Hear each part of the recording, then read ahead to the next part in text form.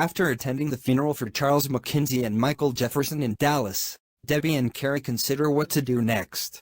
Debbie consults Michael's mother, Chantal. Debbie, I want you and Carrie to know that you will always have a place in the Jefferson family, because of your son who is also my grandson. I didn't want Michael to leave the town and return to be with Charles. I feared for his safety, as any mother would. But Michael said that he loved Charles and that Charles would always protect him. Charles was a good man, and what happened to him and Michael was not his fault. But knowing they both died right here makes Carrie and me want to leave and return to the town. I understand. Now I've lost both my sons, Michael and Richard, who is the namesake of your Richard. So I invite you and Carrie to move in with me in my house in the town. Then my home won't feel so empty. Richard Sims must have been the luckiest boy in the world to have had 2 mothers, 2 fathers and 4 grandmothers. And also an uncle, James, who is currently in Boston. And an aunt, Vicky, who is still with my mothers. Don't forget me. I am Richard's cousin. So we do indeed have plenty of options to consider. And Carrie, whatever you and Debbie decide to do next, you will have my support, always. Carrie and I have already decided to put Charles and Michael's house up for sale and return to the town. I'm also leaving the modeling business, at least for a few years. I want to go into broadcasting and be an advocate for all sorts of disadvantaged people. LGBT people, people of color, people with disabilities, and others who deserve equal rights. I will use my good looks and my voice to speak up for them. You have been offered a position with a news channel, Debbie. No, but there are other options. Laura Park and Suzanne Hudson want me and Carrie to join with them in a new YouTube channel.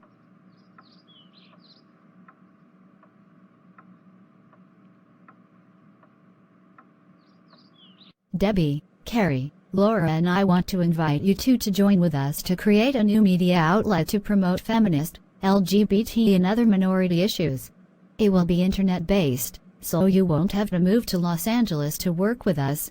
You can stay in Dallas or even in the town you used to live in. Suzanne and I have already done most of the heavy lifting for you. We just want you to add your voices. Yes. Count me in. I'm so sick of right-wing bigots like Rush Kumba dominating the airwaves. It's time for us to fight back. Excuse me, that's my phone. Sandy, I have some great news for you. Please put your phone's speaker up so others can hear. Okay. Let's hear it. You know that huge mansion at the edge of town that was owned by the father of Ted Wilson? It was originally built by Ted's grandfather, who also founded our town's hospital. So guess who now owns that property? You? You actually bought that place. That's right. As a co-owner of the hospital, I could afford to buy it. And it's actually big enough to house 20 people, so if Debbie and Carrie want to live there, they can come here after they leave Dallas. That's awesome. The former house of evil. Now we can make it a house of love instead. Debbie and Carrie moved into the mansion once inhabited by their enemy Ted Wilson and now owned by Whitney Owen. Within a few weeks, they transformed part of their new home into a studio for shooting videos to be uploaded to YouTube. This is awesome. I can't wait to get started. It's Laura. Suzanne and I are ready on our end. Good. I will have Whitney activate the cameras. It's time to begin recording. Okay, Debbie, take your place at the desk in front of the screen. And we begin in 5, 4, 3, 2, 1. Now. Good evening. I am Debbie Smith and tonight I want to talk about my life in the small town I grew up in. And with me is Laura Park, who also used to live in that same town. Debbie and Laura proceed to talk about their lives in the town for about half an hour. And so that is our story. Thanks for watching. Cut. That was great, Debbie. That was only test footage, but it looked amazing. You are clearly a natural at interviewing subjects. Thanks. So the way this will work is that Debbie and Carrie will focus on conducting interviews with chosen subjects, while the two of us will give critical analyses of specific news events and also discuss historical matters relevant to current events. Understood? I will go operate the camera. Good evening. I am Suzanne Hudson, and here is tonight's summary of current events. Laura, I admire your and Suzanne's dedication to this new project, but how is this going to make us any money? Suzanne and I will look up companies that we can trust to sponsor our programs. Many other YouTube users do this through a process called monetization. We will allow ads to be placed on our videos in exchange for their company's payments, just like with television broadcasts. Everything seemed to work well tonight. So starting next week we will have Debbie and Carrie doing their parts on Monday and Thursday, and Laura and I doing our parts on Wednesday and Friday. Tuesdays and Saturdays we will spend writing reports for later broadcasts.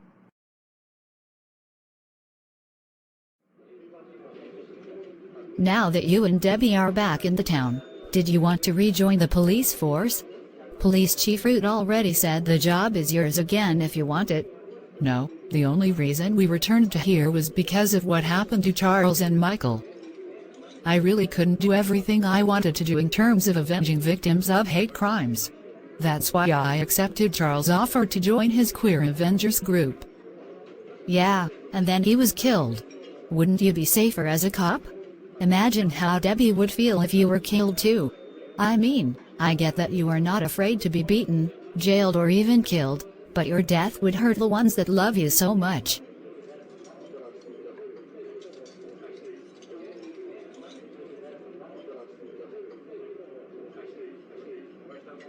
Carrie, Lucy and I love you so much that we would die to save you. Your life is more precious than all the gold in Fort Knox 1,000,000 times over.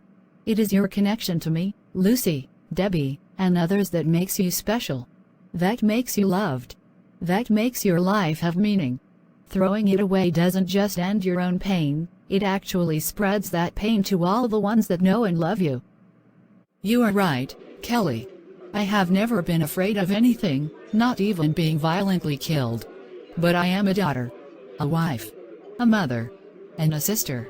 So I need to keep myself safe for my family members' sake. I just wish I could do more. We all do, Carrie.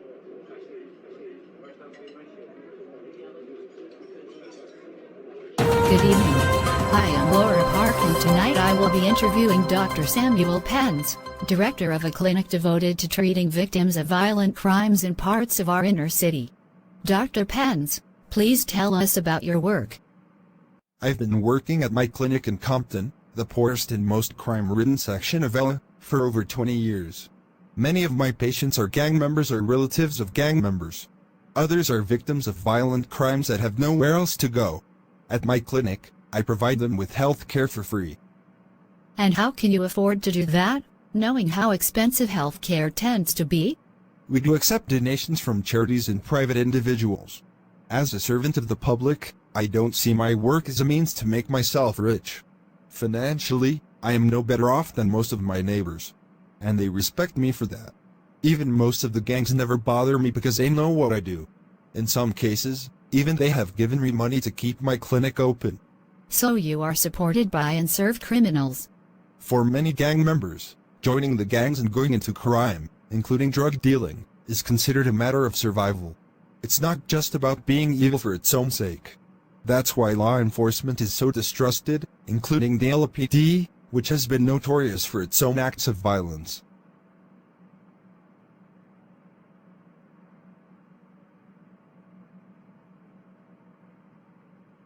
Holy crap. Now I feel extremely guilty. Why? Because I am the owner of a hospital and it is my sole source of income now. All the money I make from it comes from needy patients. That's not right, is it? Well, you have been giving back to the community that supports you by helping me and Carrie with our news network. And by doing so, you are helping to undo some of the damage that people like your grandfather did. Ironic that the money I got that enabled me to buy my share of the hospital came from my grandfather too. I keep wondering why he did that.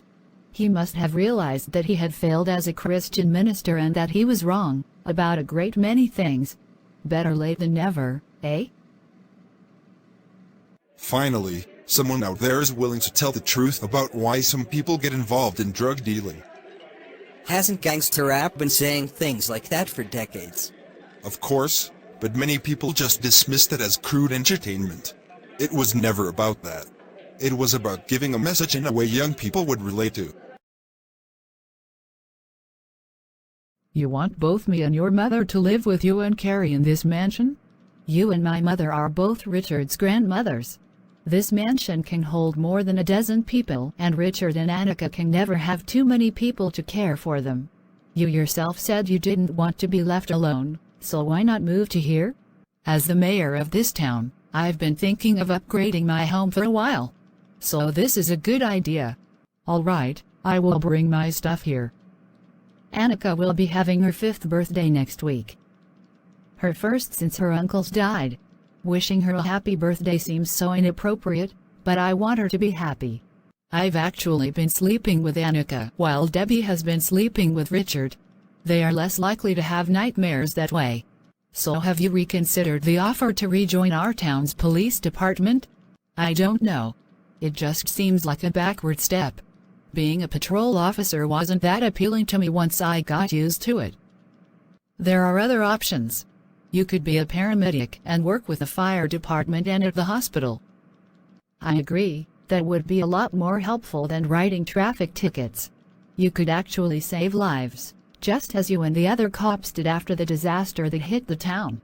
All right, I will look into that.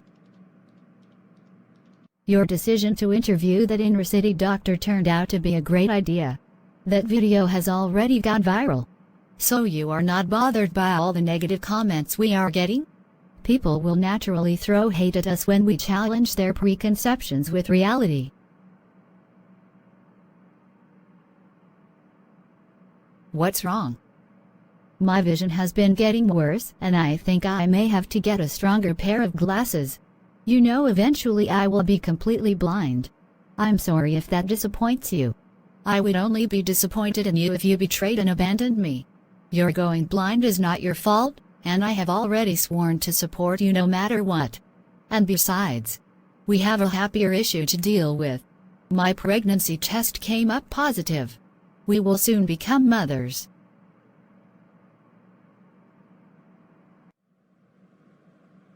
You want my help to write songs? Yes. I have had musical ideas in my head for years, but I've never been able to write them down. You can write down my ideas and then publish them. Our ideas. I want to also contribute song ideas as we proceed with the writing. Sure, that's fair. Hermine, I think you are spending way too much time with that girl. What do you mean, George? She and Paul pay way more attention to me than you ever have. And just because you are my brother doesn't mean you can tell me who my friends can be, so stuff it. Your defiant attitude caused you to lose your vision. And how do you know that black girl won't take advantage of you? Her name is Vicky Sims, you dumbass. And her skin color is irrelevant and would be so even if I could see her. And just because I am blind, that doesn't mean I can't do this.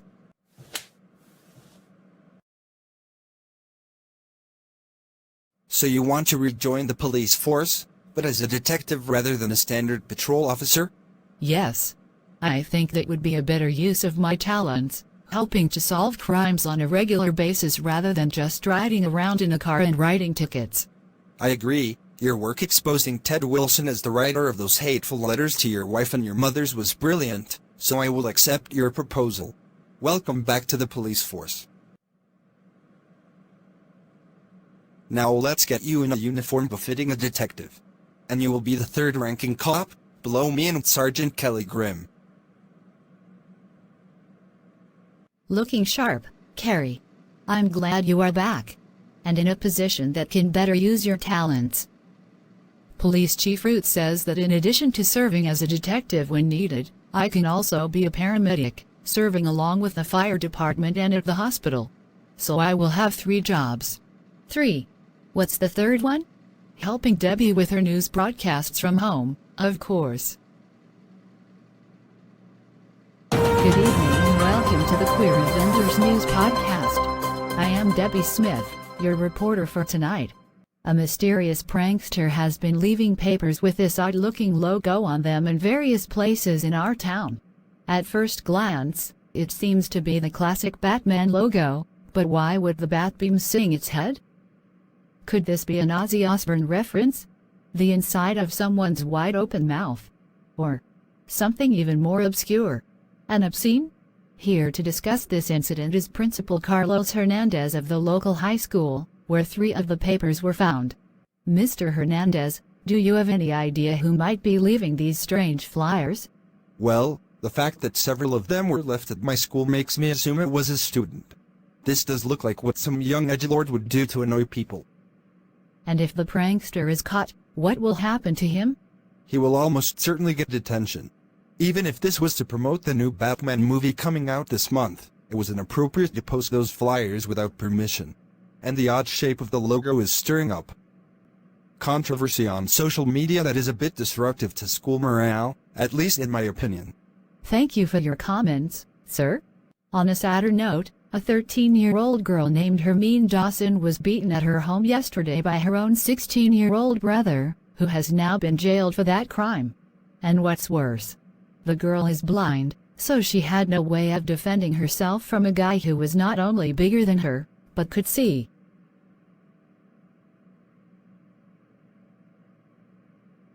So this will be your first case as a detective? Yes. I am going to interview Hermine now. And of course you may come with me. I'm sure your presence will be a big help. Hermine, a police officer wants to talk with you about what happened. Are you ready? Sure, Mother, I will tell them everything. Hello, Hermine. I am Detective Carrie Sims. You are Vicky's sister, aren't you? That's right. Vicky is here too. She will see you later. I'm having her talk to your mother now. How are you doing, Mrs. Dawson? I'm feeling really guilty about what happened. George was always a bit of a troublemaker. Bad grades at school, picking fights with others, insulting younger kids and threatening them. His father was abusive too. George refused to go to church with me and his sister, and he spent a lot of time watching Rouge Scamba on TV and reading political blogs. He even started wearing one of those notorious red hats. But I tolerated it because I thought he was going through a phase and he would grow out of it. And then he does this to his own sister. How could he? So my brother makes a racial slur about Vicky after she leaves, and I wasn't having any of that shit. So I got up and slugged him right in the face to shut him up. Which I guess wasn't the smart thing to do, but I felt he deserved to be punished. I know exactly how you feel. And he will be punished. George Dawson, you have a visitor. Who? My mother? No, we got a call from her and she intends to leave you in this cell and not see you at all. Can't say I blame her.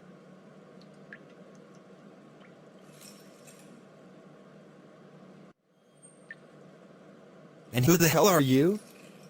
Your worst nightmare. Now let's see how well you can do against someone as big as you and who can also see.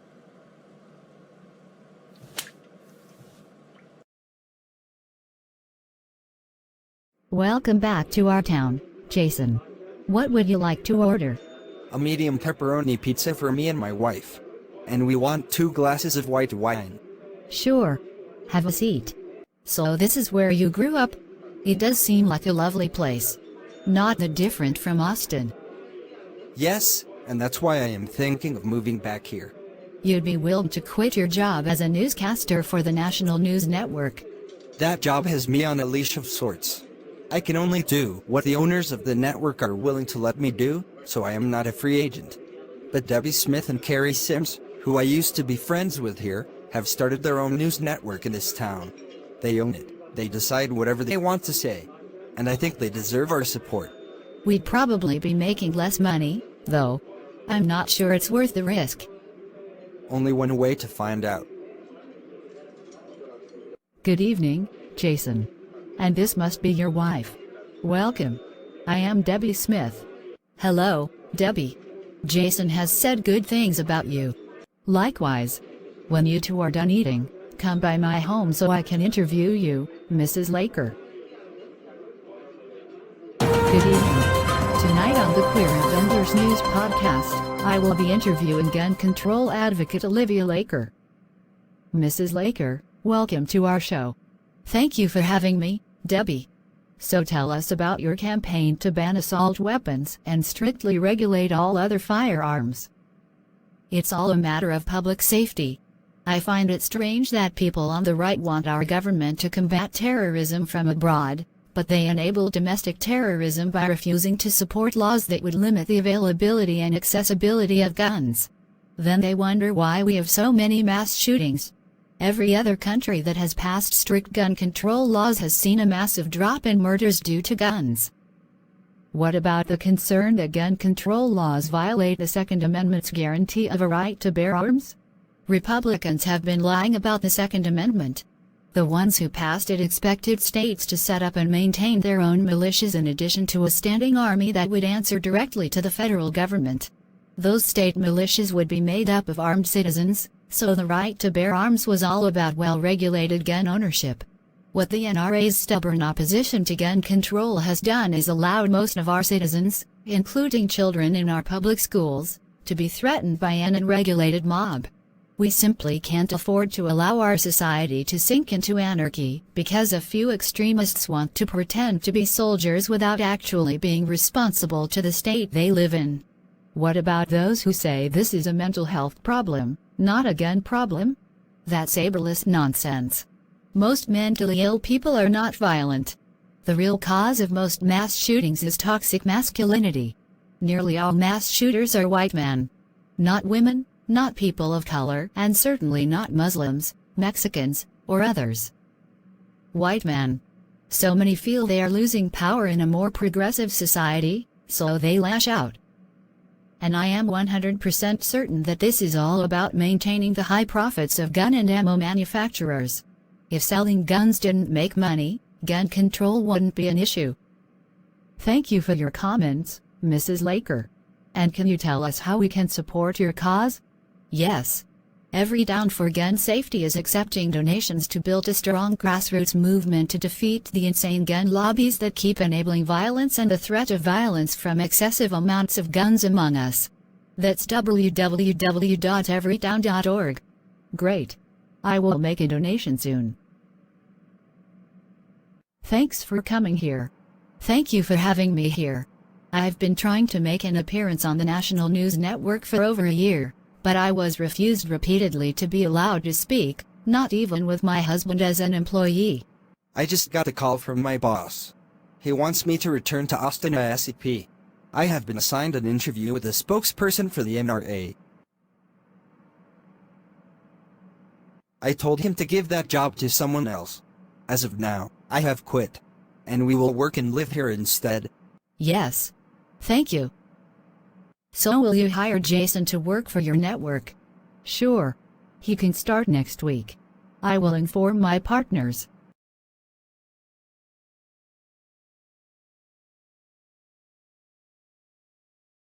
Good evening, viewers. Today, we are covering the wedding of singer-songwriter Suzanne Hudson and her longtime girlfriend Laura Park.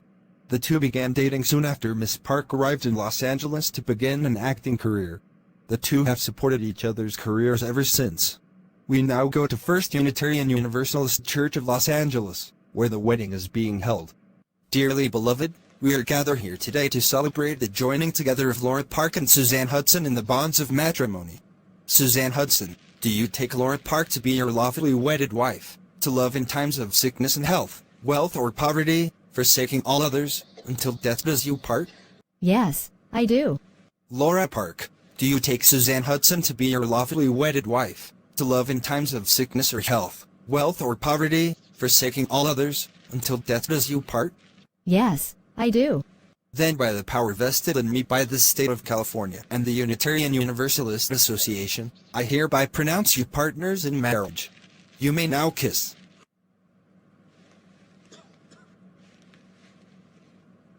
Congratulations.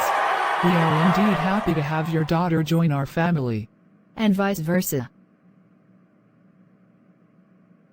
Summer is almost over, and so Debbie and Carrie decide to host a summer camp in Texas for themselves and the ones they love. Note: in Plotagon all character models are the same size, so the small children in these next few episodes will be shown separately from the adults. This was a fun idea. Thank you for suggesting it. And I love bringing different people together like this. I know. It just seemed like the right thing for us all to do after the crap some of us have suffered from. Plus, you are providing me and Laura a perfect honeymoon. And the honeymoon penny, and I wanted to have 2 months ago but were denied because of the attack at our own wedding. Hi, I'm Richard, your cousin. I'm glad to finally meet you, Helen. Thanks. And who is this? This is my other cousin, Annika McKinsey. She is an orphan, so my mother's took her in. Hello? Hello, Annika. I am Diana Hudson, Suzanne and Laura's niece. I'm glad to meet all of you. I hope we can all be friends. I'm Tommy Lessie, and this is my twin brother, Tony Lessie. We are the 10-year-old half-brothers of Carrie. So that would make you my uncles? Let's not go there, okay? We are just getting used to being here. So you and Darla finally agreed to reconcile. Yes, we did. The more we talked about the matter, the more we both realized that the welfare of our sons was indeed the most important thing for us, period. I only cheated on Martin because I felt he'd been already neglecting our relationship for the sake of his career, but in fact he was working so hard to support me and our sons, not because he didn't care for us. And I have vowed to never betray his trust again. Even my own parents condemned me for what I did, and once I knew they sided with Martin, I changed my attitude. You two are lucky. When my first husband, Rich, cheated on me, I didn't even try to save our marriage. The only thing I wanted from Rich afterwards was alimony as compensation for his cheating and child support for Debbie and James, our 2 children. I was awarded a third of Rich's fortune by the court, and I used that money to buy the house Debbie and James would spend the rest of their childhood in. I just sold that house off. You sold it already? So who owns it now?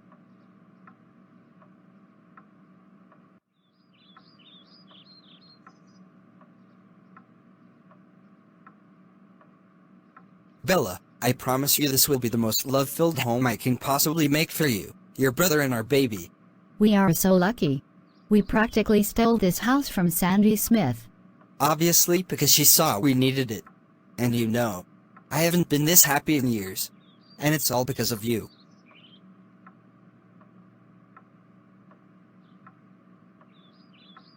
Debbie, Carrie and their friends are having fun at a summer camp in East Texas. But Laura and Suzanne leave the camp early to meet someone special in the town. Hermine, Vicky is here to see you. And 2 others who Vicky has invited. Okay, send them in. I'm glad you have recovered from the terrible beating your brother gave you.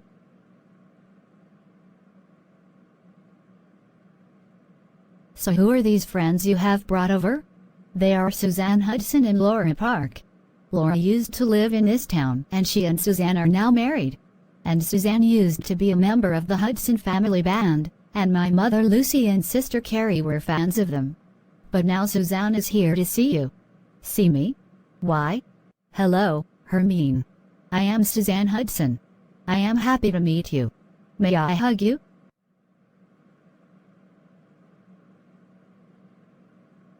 I've heard of you and your music, Miss Hudson, but I don't think we have any of your albums yet. So I can't say I am a fan of yours. Why come see me? That's okay, I'm not here at all about my being a pop or rock star or about music. This is all about you, and I hope that you can help me. What do you mean? Carrie and Vicky have told me about your being blind for many years. Unfortunately, I am also losing my vision. I was born with a genetic defect that is making my eyes increasingly useless. I've been told that by the time I am about age 40, I will have no vision left. I've been terrified at the prospect of being disabled. But then I learned about you and realized that if you can cope with being blind, then maybe I can deal with blindness as well. Can you help me? Yes. What would you like to know? I am so happy that your parents are back together, and that we can finally spend time together. Thanks for coming. No problem. The other kids are great to be with too. Ah, thanks. Carrie, let's go swimming.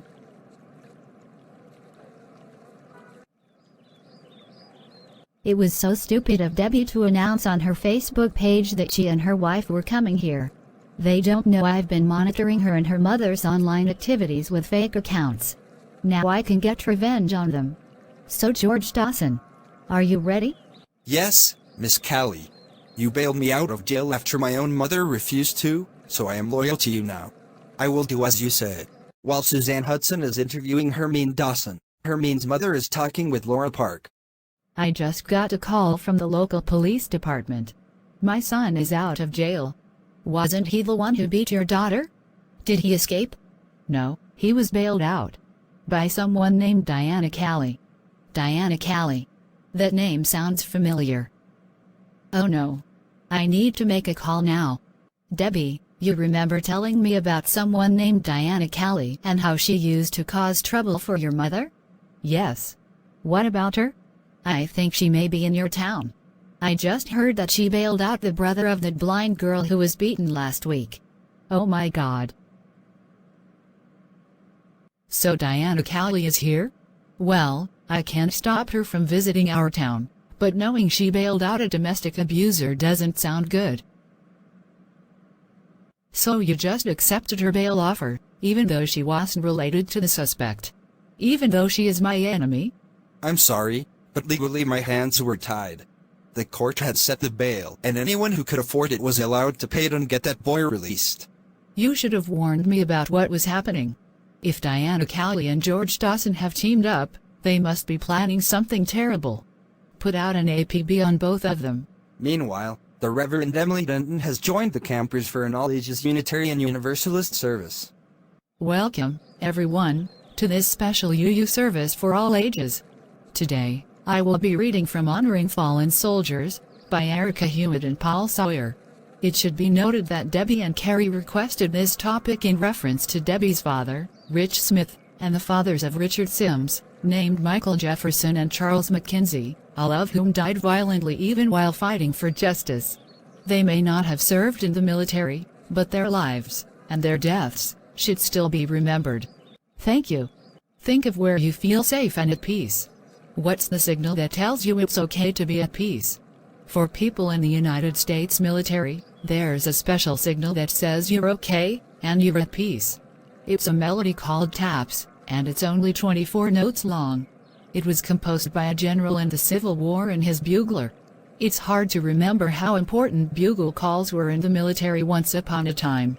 In the days before radio, bugle calls were the only way military units could communicate to groups over a large area. In the 1860s, the end of the day was important. If there was time and peace enough to play taps, that was a signal that the camp was relatively safe. It meant that you were not under attack. It meant that there were no enemy soldiers to worry about. To a camp of soldiers, the notes of taps meant that, unless you were on duty, you could close your eyes and sleep in peace. They say that the first time taps was played at a service for fallen soldiers also took place during the Civil War. In those days, the traditional military salute was, as it still is, the firing of a 3-round volley of rifles. But this one time, they say, was after a long battle, when finally a ceasefire had been called, and both sides had stopped to bury their dead. In one camp, as the work ended and the memorial service began to take shape, the soldiers knew that sounding the artillery salute might be taken as a return to fighting, and not as a sacred memorial. Someone had the idea of sounding a bugle, and that sound would never be taken as an aggressive act of war. Taps came to mean the same thing. It meant the safe and quiet end to the day, time to rest, time to turn the lights out, to let their eyes close, and as best they could, to be at peace. That's what taps means. It's like a powerful prayer. We try to make our congregations places where people can feel safe and at peace. We work outside of our walls to create a community like that, too, a world where everyone feels at peace in their neighborhoods and towns. At this time I will play taps from my cell phone. Everyone listen to it.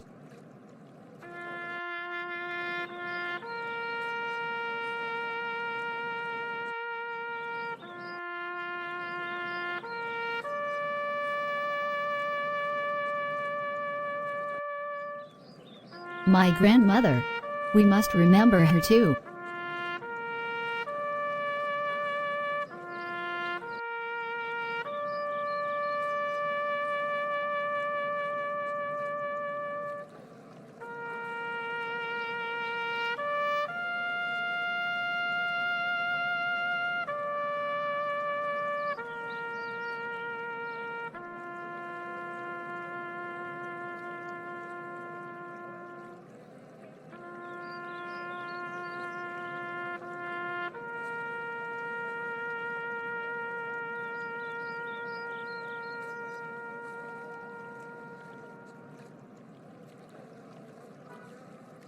Thank you for that tribute to the fallen.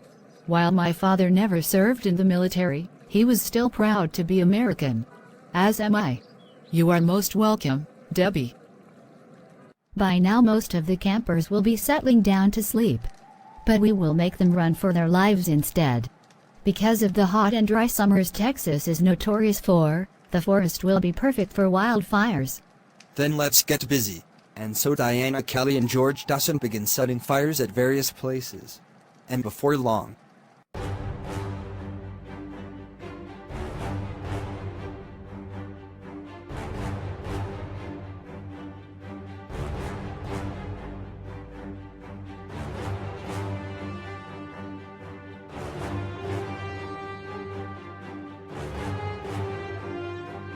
What the hell is happening? It looks like a wildfire is coming towards our camp. Let's gather up the others and head into the creek. The water will protect us. And so the campers all followed Debbie and Carrie to the safety of the water. We made it. Hack, hack, hack. We may not get burned here, but the smoke inhalation is still a problem. Then we are all still in danger. Remember that gas bombing attack at our church and how it damaged our lungs? Hack hack. Let's call 911. Jessica, I just got a report from the fire department that a wildfire is raging out of control and has already destroyed the camp Debbie, Carrie, and the others were at. So they are in danger. Debbie herself called me and said they are all in a creek so they won't be burned, but they still need to be rescued. I will call the Leslie couple and have them come with us. Laura, all of the attendees here have been accounted for, including Diana Hudson. But our campsite has been ruined. Hack hack.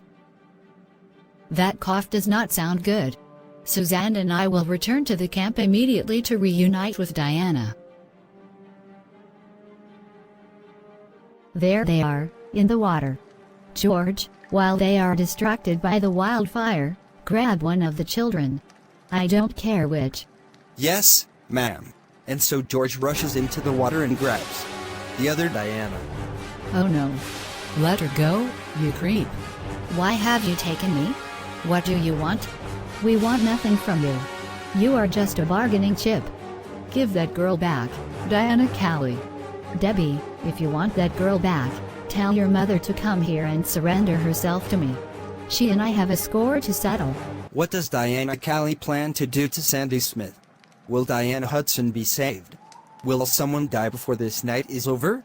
Tune into the next episode to find out. Sandy Smith arrives at the burned-up section of the forest outside the town. I was here only a few hours ago and the trees were so tall and beautiful.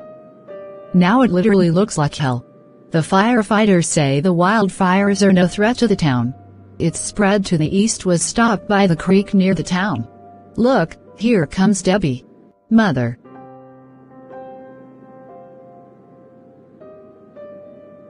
Debbie, are the others all right?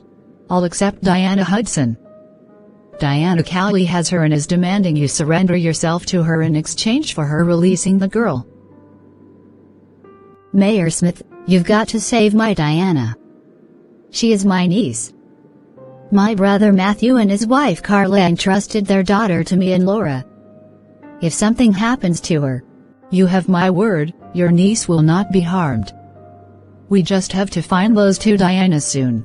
Follow me. Diana Callie went this way.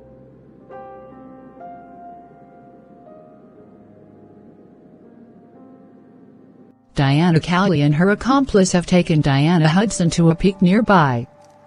They are waiting for you there. Then let's get this over with. Mother, what if Diana Callie tries to kill you? Debbie, I just made a promise to Suzanne Hudson that I would save her niece.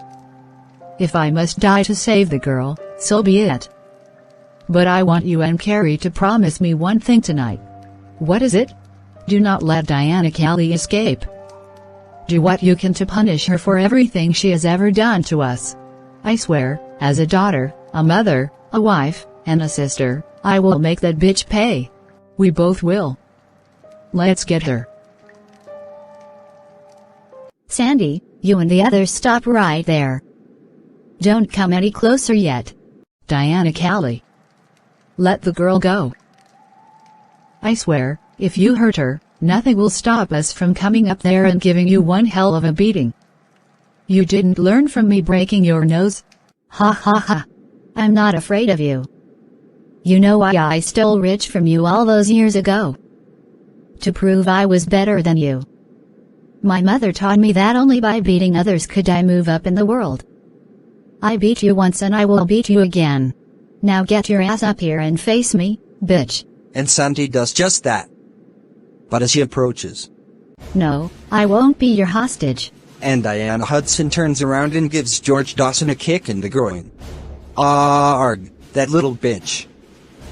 Diana Hudson runs for her life, while Sandy Smith runs straight at Diana Callie, who then pulls out a gun. Now to get rid of you. But Sandy reaches Diana Callie just in time to stop herself from being shot. Meanwhile, Carrie goes after George Dawson. I don't think that girl kicked you hard enough. Take this.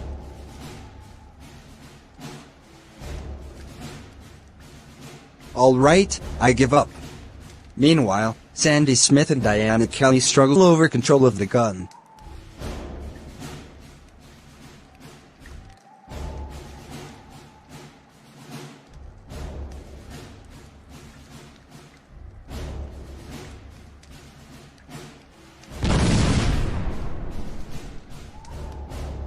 And Diana Callie falls to the ground. Dead. Mrs. Smith, you did it. Thank you. You are my hero. I don't feel like a hero. I actually killed another human being. That's not something to be proud of. Mayor, we all saw what happened. You were acting in self-defense and you were also fighting to save an innocent child. You are a hero. No one else should say otherwise. George Dawson, you have the right to keep your big ugly mouth shut. Indeed, you dare open it again in front of me, I will knock out all your teeth. Got it? Wow, Carrie. This is the second time I've seen you bust up a red hat. For that, you are my hero.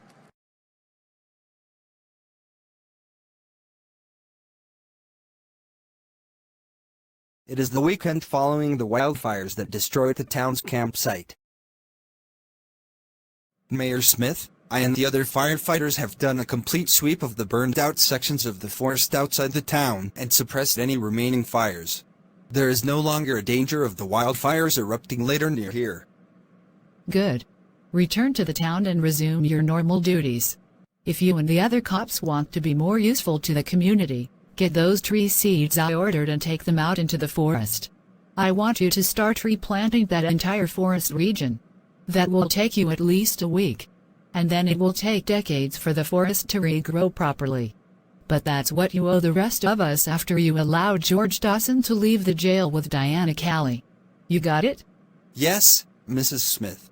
All normal police activities will be suspended for the duration of this exercise.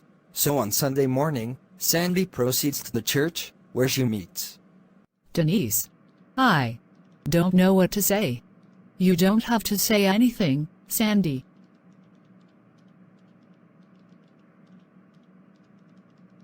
Debbie told me everything. So no, I am not angry over you killing my sister. She only got what was coming to her. She tried so hard to ruin your life, only to destroy her own. And I think a lot of it came from our mother having such high and unrealistic expectations for her. But Diana lacked the ability to pull them off properly, so she chose to cut corners to make our mother happy. And then that became a habit she couldn't break. Anyway, as Diana's next of kin, I am legally entitled to inherit her estate, and if I get it I will combine it with Steve's to make him and me the richest couple in Tulsa. And then we will use the power from that wealth to push for changes in Tulsa, and in the state of Oklahoma, to overcome their racist past. We Oklahomans and Tulsans have a lot to answer for. There is just one teeny tiny problem in our ambitions. Your niece Rebecca Smith. She and Diana were domestic partners, and so she has already stated publicly she will be battling with me in court over Diana's estate. Despite Diana not leaving a will. Well, good luck. If I weren't mayor of this town, I'd be more than happy to be your lawyer to confront Rebecca in court. I understand that you were Matthew Hudson, Diana Hudson's father. Let me say how sorry I am for what my son did to your daughter. I didn't raise him to be a kidnapper. I don't blame you for what happened, especially after learning what he did to your daughter. Speaking of which, my father has been doing some serious research into finding a means of restoring sight to the blind, because my own sister is also going blind. If our father succeeds, my sister will be the first person who receives the treatment to restore her normal vision, and Hermine Dawson will be the second. We will keep you posted on my father's progress. Thank you. You, like Suzanne, are most kind. James, when Tara and I heard about what happened, of course we were furious. Tara was worried sick about Helen from start to finish. But Helen is safe and Carrie says you and Penny protected her. So thank you. You and Penny will someday be great parents. Suzanne, I love the connections we have all formed as a result of what has happened. My mother Lucy and sister Carrie may have been fans of yours, but because of what you did for Hermine, I am proud to be your friend. And that is an even greater thing. You are truly amazing, not just as a singer, but as a beautiful soul. Your father and I want you and your brother to know how proud we are of you. And we understand that for us to expect you to be better sons for us, we have to be better parents for you too. I promise you, we will never allow our family to be torn apart again. Dad, Carrie and Debbie turned out to be as awesome as you said they are. We are more than happy to call them family. Thank you. I always had my doubts from the moment I sold my sperm samples to make a baby with that lesbian couple among the Sims. I only did it because my own mother persuaded me to do it. But Carrie has truly enriched our lives. Debbie, since you have already gone through a pregnancy, I will be relying on you for at least the next few months for advice and assistance. Sure, I am glad to help. So you want us to reform the Hudson family band? Yes. But on one condition. As lead singer, I alone get to decide the lyrical content of all our songs. You and the others may compose the music. But no more covers. I want us to have our own musical identity, not merely imitating any songs from the past. If you think you can handle that, so be it. We will talk with Father about taking you back. So you and Mother Jessica are thinking of opening a second Tuscany tavern? In Boston? That's right. We found a restaurant property over there that was put up for sale last month. And it was the exact same restaurant I was a waitress at when I first met Jessica, so this seems like good karma. Jessica and I will be co-owners of the new Tuscany tavern. And the old one will be managed by Bella Sterling acting on our behalf. We will offer jobs at the Boston restaurant to Penny and Tara. And Jessica and I will be taking Vicky with us, so she can be in close contact with her blood relatives who still live in Boston too. Unlike her horrible birth mother, Vicky's uncle and cousins are good people and it would benefit her to be associated with them. If you say so. But I will still miss you. You two have been my greatest inspirations for as long as I have lived. and that will never change. I love you both, forever.